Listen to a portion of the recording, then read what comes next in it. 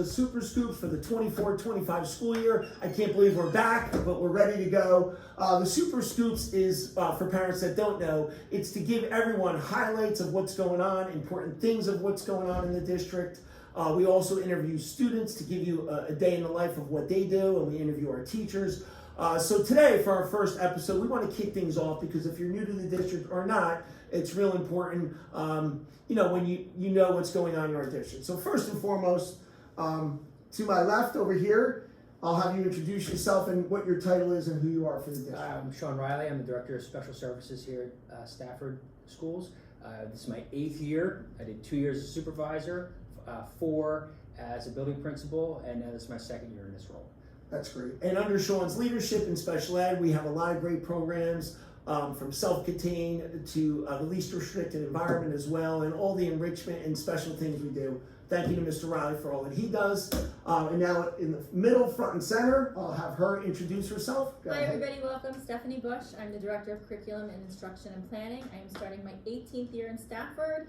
This is my 6th year in the curriculum role, and I've had many other titles throughout. Yes, and like Ms. Bush said, she has had pretty much every title that you could think of in the district, so we're lucky to have her in her role. And then finally, we have one of our building principals. We have 5 in each one of our buildings, so I'll have her introduce herself. Hi everyone, I'm Hope Zahn. I'm the building principal at Stafford Intermediate. I'm starting my 23rd year, I believe it is, in Stafford. Like Mrs. Bush, I've had lots of roles here. It's my 2nd year as principal and my 8th year as an administrator here in Stafford. That is great. And like she said, many hats. She's done so many different things for the district. And she is at our flagship school, Intermediate. Has the most things going on, and she does a fantastic job. She's entering year 2, and we're lucky to have Ms. on at our flagship school.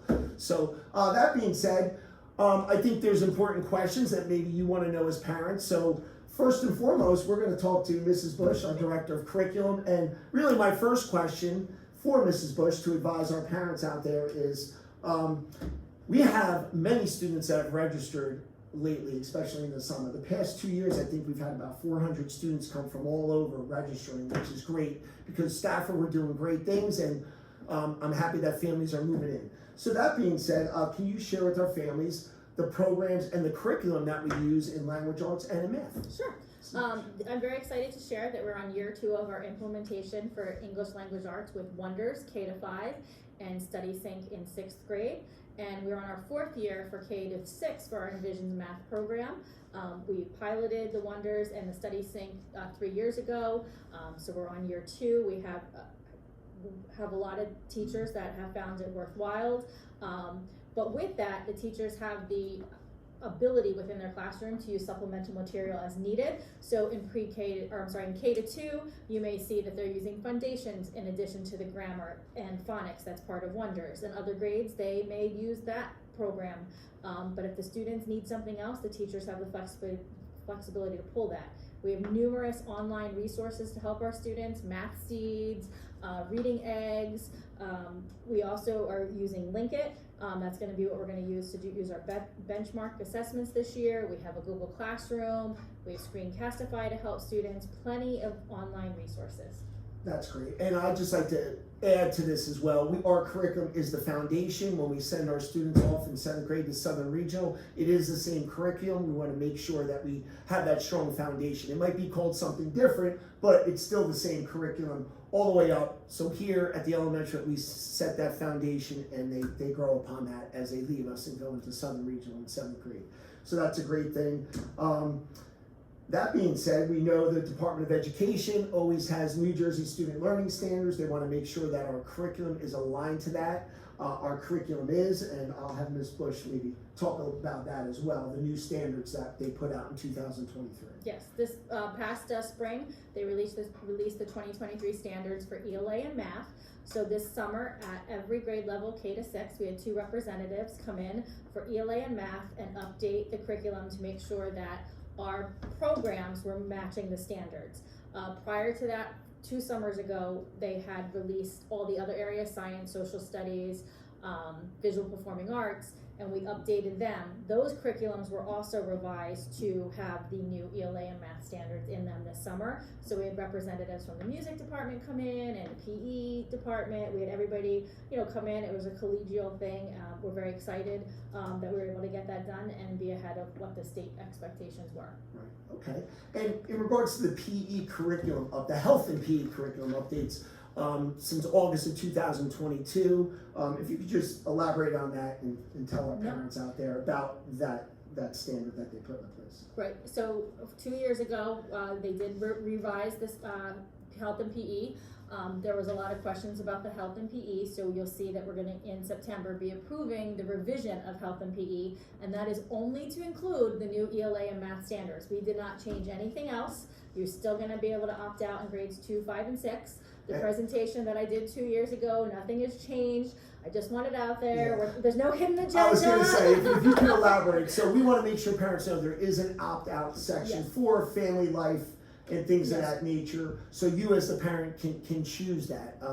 That's something that I think we had a big parent forum. Parents were nervous that we were going to push certain curriculum. Yeah. Absolutely not here. We give you that opt-out version, and it's just really the basics anyway. It's not what rumors or what people have said out there. So we do a good job with that here, and parents, we don't want you to be worried. We give, however you want to educate your child in that area, that's up to you as a family. And if you want to preview any of the 5th and 6th grade curriculum as it relates to those topics, you could always reach out, and I've scanned copies of like the paperwork that we use with the students and the pamphlets and that kind of stuff, sent the videos to parents if they want to kind of preview those too. So there's always that option too, if you want to see it before you decide if you want your child to participate or not, just reach out to us. And I was just gonna say, we actually go above and beyond. When you enter the portal in the beginning of the year before you get your classroom teacher, we give you the option to opt out then. But prior to the lesson being taught, they send a double permission slip home for those grades when it comes about. So if you were just rushing to get through the portal and hadn't read it, and now you want to change your mind, so we give you multiple chances to, and we tell you ahead of time when that lesson is coming. But again, as Ms. Hope said, or Mrs. Zahn said, if you have any questions, feel free to reach out. I'll go over it. But I promise you, the only revisions on the September board agenda were because we had to change the interdisciplinary of ELA and math. Nothing else has changed. So. And also, Ms. Bush, I want to talk about the extracurricular activities that we have to enhance our curriculum and the education. I know we have many, so if you could just mention a few of our highlights, as we have many. Yeah. What are some good things we got going on? Especially for those of you that haven't been in the district, one of our highlights of our district is our STEAM night, our family STEAM night that happens in January, usually the second Wednesday of January. It's an opportunity for the entire district, pre-K to 6, to come together and do a lot of science experiments. From that, this year, the teachers went above and beyond and started the Invention Convention, which is a traditional like science fair type of thing, and they came up with ideas. Because of that, we've had numerous students across the district could participate in a STEAM tank sponsored by New Jersey school boards, and we actually had students make it to the finals last year, so we're very, very proud of that. Each grade level has different enrichment opportunities, from running club to yoga practice. You'll see those sign-ups coming out. Obviously, as you get into the older grades, there's more especially for the intermediate, which I know Mrs. Zahn's going to talk about in a little bit, for 5th and 6th grade, but the teachers take what the students need. Last year we had a big outcry for esports, so we added an esports lab, and now Southern is following suit for us to give our students an opportunity to go. So we're very, very proud of the different programs we have, especially because people say, oh, you're just an elementary district, and I think we're beyond that. Yeah, we're beyond that, especially in esports. I know that our students in 5th and 6th grade compete against high school students because we are I believe we're the only one in Ocean County and one of the few in New Jersey that have an esports program for our younger students, which is great. I know that our students at Ocean Acres in 2nd grade, they went really far with the New Jersey School Board's Invention Convention, really far for 2nd graders, and I'm really proud of all these great things we're doing. That's going to parlay now into talking to Mrs. Zahn about the opportunities that we have for after-school programs at intermediate school and maybe throughout the district. Yeah. So, we always encourage our students to get involved beyond just like the regular school day. So like Mrs. Bush and Mr. Chidiac were mentioning, our enrichment programs are big. That paperwork will be coming in the beginning of September. So you probably already got it, so make sure that you get that back into them. We do have like fishing club, we've got like gym programs, there's 3D printing, so anything like outside of even the academic worlds, there's other things, and it's not just sports for them too. There's also opportunities for students to get involved in our chorus program, and we have a B Naturals, which is like a select choir, and they go and do some outside in the community kind of events. Our band, if your child plays an instrument, they can get involved in that, and we have like a select group of kids that like lead the the Halloween parade with them.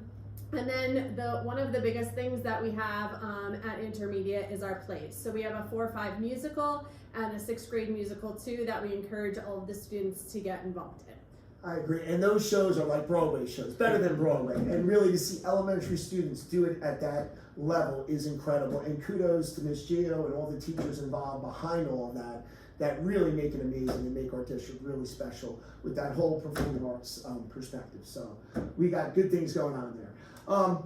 So I heard there's a team challenge at intermediate. If you could kind of tell us about the team challenge, I'm curious to know about this. So to encourage positive behavior, we came up last year with a team challenge, and we're going to continue it because the students loved it and it really worked out for us. So the whole school is kind of broken up into 4 teams. They're mixed 5th and 6th grade teams, and they compete throughout the year for points. And you can get points for positive behavior, individual points students can get, class points they can get points from special area teachers, from cafeteria playground people, and they accumulate points. And at the end of each month, the winning team of the points gets some kind of special prize. And then at the end of the year, we see who is crowned the winner of the team challenge. So when your student comes home and they're talking about competing for points and having to be on this team, and they can earn like bracelets. If you see those, you know that they were making good decisions, and they really are engaged in making positive behavioral changes to earn points and be part of like this team and compete with the other classes in the school. I think that's great to have those positive behavioral strategies in place and do it collective as a whole school is great. I think that's wonderful. It teaches our students to be proud, productive members of society, and I love that. And each building, again, we have 5, they all do something similar, a little different, depending on the building, but really great programs to build on that social and emotional learning. So great things going on there.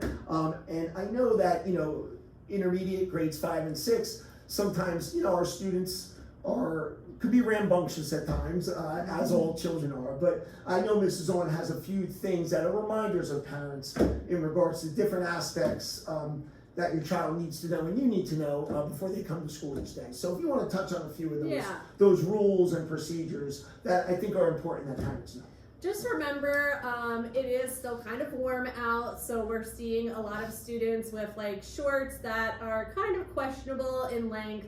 I always say to the students, if your shirt or your sweatshirt is longer than your shorts, then your shorts are too short, right? Like, I understand that, you're not gonna find shorts that are like to the knee or below the knee right now. That's not really the style, but just kind of keep in mind, take a look at your child when they're walking out the door and make sure that our shorts are not really too short. The other thing is sneakers. So make sure that on gym days they're wearing sneakers, but also if they want to participate in recess outside that has anything to do with like running around, that they also need to have sneakers on for that. Or climbing on like the playground equipment, they need sneakers for those also. So just kind of keep an eye on the footwear depending upon what day of the week it is and what they want to do at recess. And keep an eye out for the newsletters. All of the principals send a newsletter at the end of every month or the beginning of the month with a lot of really important information that goes over stuff that we've been doing, and it gives you kind of a glimpse as to what is happening in school and all of the fun things that we're doing, because our goal is for your child to learn but also to have fun. So keep an eye out for the newsletters monthly. That's great. And I just want to jump in as well. Just know, again, in school, students have expectations of how they have to act and behave, just like at home. And with that, there's progressive discipline. If a student does something, it's typically a warning. After that, it could be detention. After that, it could be in-school detention, it could be in-school suspension, and then as it progresses out of school suspension. Those are the things we don't want to do, but students are expected to act a certain way in school, and we just want you to help us to convey that message to your child. That includes being on the school bus, coming into the buildings each day, leaving the buildings each day. They should keep their hands and feet to themselves, and really also watch what they say to other students. Those are things that are important that you can help us. I know there's HIB, harassment, intimidation, and bullying. That's the new law that's in play. I know students could be joking around even at an early age saying some really mean things to people, but if that reaches the level of HIB based off of 3 different characteristics, that could be an issue for your child. It's something we don't want to do, but the state of New Jersey is saying you have to abide by the HIB code and enforce that as well. So again, our goal is to work with you, you work with us, and I think together with, you know, the family values and protocols and rules at home, we also have rules and protocols here, and together we could really just, you know, we want to make your child a well-rounded student in this world. So just keep an eye out for that. Thank you, Mrs. On. I want to move on to Sean, our Director of Special Services. We got great programs going on in our special education programs, and if you could just explain, we have a few changes coming on this year. If you could explain the buildings and what those changes are, Mr. Ryan. So we noticed in our MD programs last year that there was, we could be better at meeting the needs of all the children in there. So what we did was we split our MD programs into what we're now calling Rise 1 and Rise 2, and it's reaching independence and success through education. And what we do is, while the program that we're using, the EdMark program to educate the children, is going to be the same, the way it's delivered is going to be markedly different. So we're going to have that traditional MD setting that many parents are familiar with, and then what we did with the new setting is it's heavily based in ABA therapy, the ABLES and AFLS assessment programs, even just the way the classroom is set up is going to be markedly different.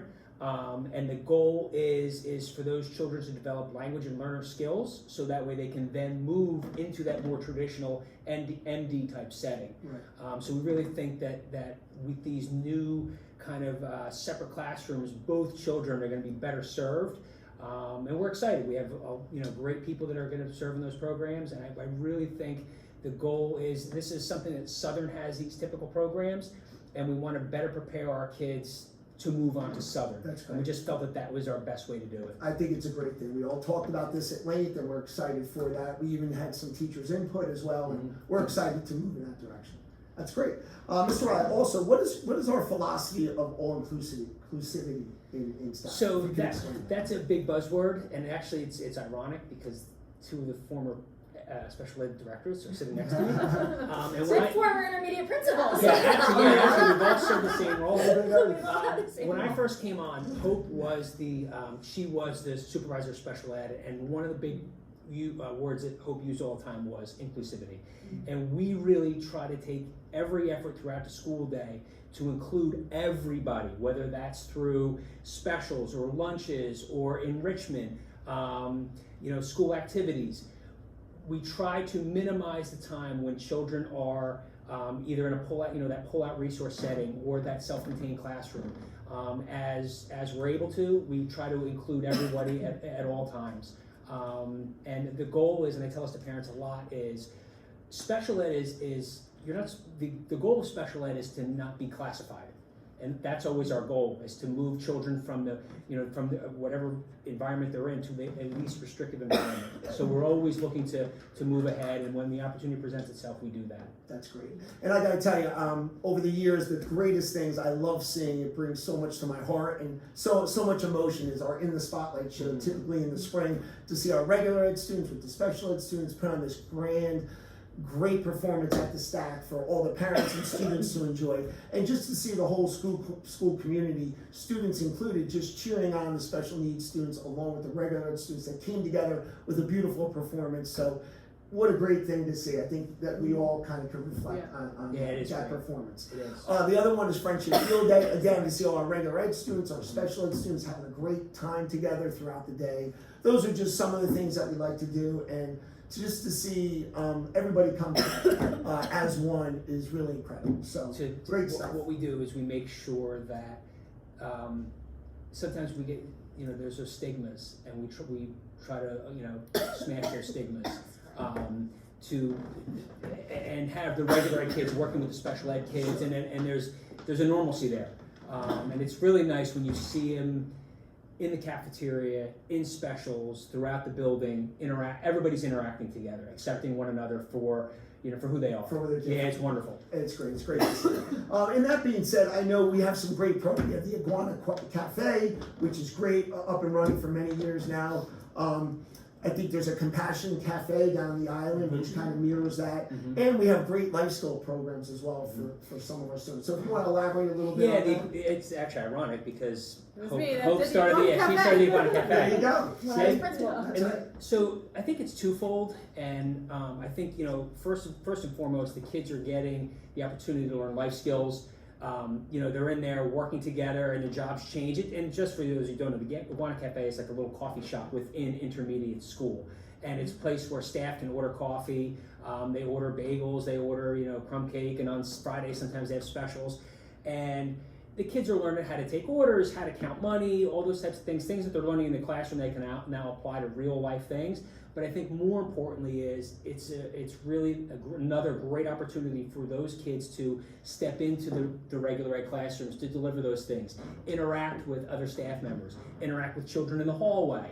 When you go in there and the teachers, Mrs. Rowland, who does a great job with the program, will say, when they take an order, look the person in the eye. This is how you're supposed to. So it's really great. It's applying everything that they learn in the classroom to real life experiences, and it's just good to see the kids walking around the building delivering coffee, and their face lights up, when they walk into those classrooms. It's great. It's a lot of fun. It's great around the board, really, for everybody. Yeah, it's a lot of fun. And I know our goal is to prepare our students for Southern Regional. If you could just explain, how we prepare our students as they transition from 6th grade over to 7th grade at Southern.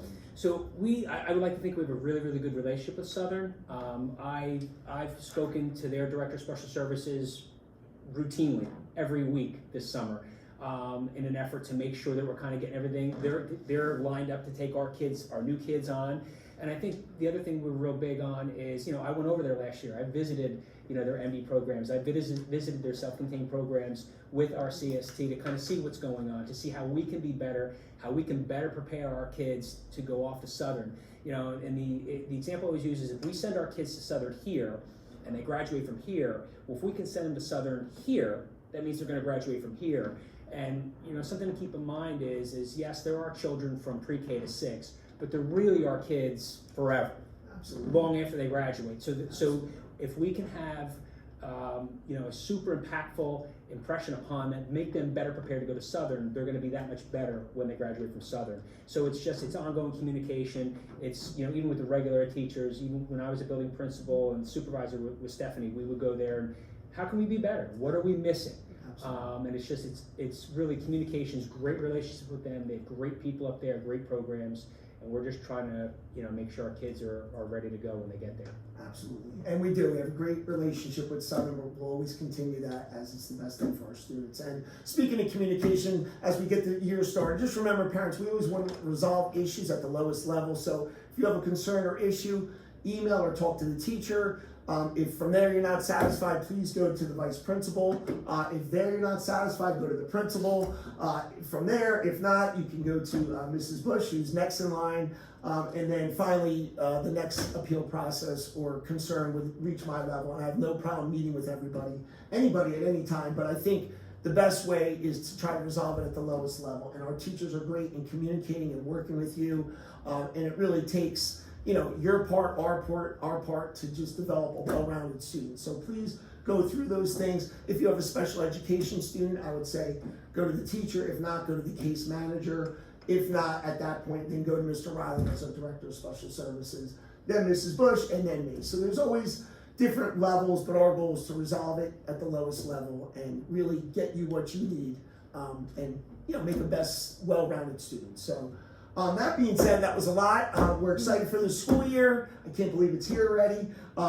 So no, there's more to come. We do Super Scoops monthly. Again, different forums, different people, and it was an honor and pleasure to be here with Mr. Riley, our Director of Special Services, Mrs. Bush, our Director of Curriculum, Mrs. Zorn at the Stafford Intermediate School representing the principals at our flagship building. Thank you for being here. And that being said, we Dig just got to in. end with, Dig in. we're going to dig in. On three, we're going to say, that's the scoop. Here we go. All right, 1, 2, 3. That's the scoop. Have a great year, everybody. Thank you.